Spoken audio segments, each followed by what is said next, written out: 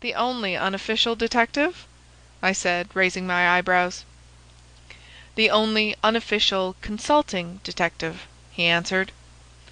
"I am the last and highest court of appeal in detection. When Gregson or Lestrade or Athelney Jones are out of their depths, which, by the way, is their normal state, the matter is laid before me. I examine the data as an expert and pronounce a specialist's opinion. I claim no credit in such cases. My name figures in no newspaper. The work itself, the pleasure of finding a field for my peculiar powers, is my highest reward." "But you have yourself had some experience of my methods of work in the Jefferson Hope case." "Yes, indeed," said I, cordially. "I was never so struck by anything in my life. I even embodied it in a small brochure with the somewhat fantastic title of A Study in Scarlet." He shook his head sadly. "I glanced over it," said he. "Honestly, I cannot congratulate you upon it. Detection is, or ought to be, an exact science, and should be treated in the same cold and unemotional manner. You have attempted to tinge it with romanticism, which produces much the same effect as if you worked a love story or an elopement into the fifth proposition of Euclid." "But the romance was there," I remonstrated. "I could not tamper with the facts." "Some facts should be suppressed, or at least a just sense of proportion should be observed in treating them. The only point in the case which deserved mention was the curious analytical reasoning from effects to causes by which I succeeded in unravelling it." I was annoyed at this criticism of a work which had been specially designed to please him. I confess, too, that I was irritated by the egotism which seemed to demand that every line of my pamphlet should be devoted to his own special doings. More than once during the years that I had lived with him in Baker Street, I had observed that a small vanity underlay my companion's quiet and didactic manner. I made no remark, however, but sat nursing my wounded leg.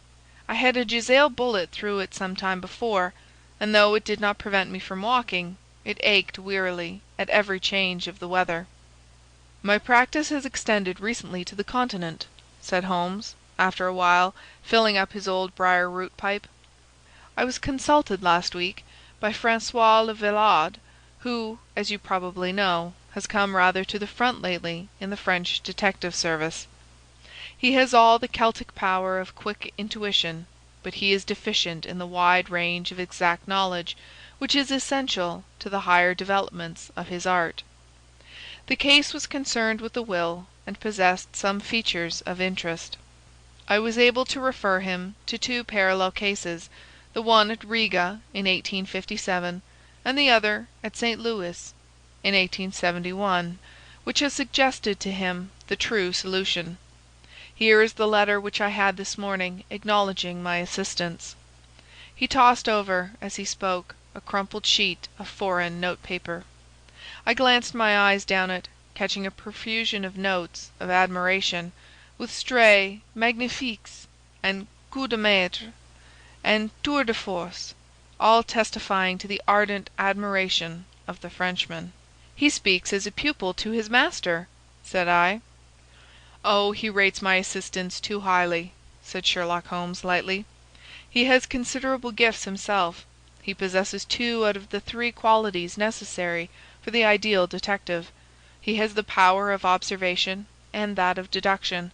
He is only wanting in knowledge, and that may come in time. He is now translating my small works into French." "Your works? Oh, you didn't know?" he cried, laughing. "Yes, I have been guilty of several monographs. They are all upon technical subjects. Here, for example, is one upon the distinction between the ashes of the various tobaccos. In it I enumerate 140 forms of cigar, cigarette, and pipe tobacco, with coloured plates illustrating the difference in the ash. It is a point which is continually turning up in criminal trials, and which is sometimes of supreme importance as a clue. If you can say definitely, for example, that some murder has been done by a man who is smoking an Indian lungka, it obviously narrows your field of search. To the trained eye there is as much difference between the black ash of a trichinopoly and the white fluff of bird's eye.